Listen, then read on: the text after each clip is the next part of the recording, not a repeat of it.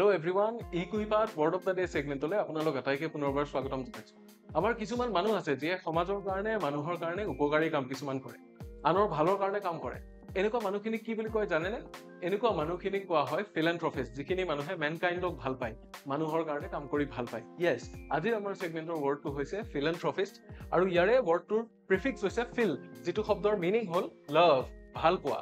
Root wordটো হৈছে anthrop, যাৰ meaningটো হৈছে mankind বা মানুহৰ culture আৰু suffixটো হৈছে ist, এনেকুৱা এজন মানুহ যিয়ে কিবা এটা বস্তুৰ প্ৰেক্টিস কৰে বা সাধনা কৰে। গতিকে যিজন এনেকুৱা মানুহ যিয়ে মানুহক বা মানুহৰ mankindক ভাল পোৱাৰ সাধনা কৰে সেইজন মানুহকে philanthropist বুলি কয়।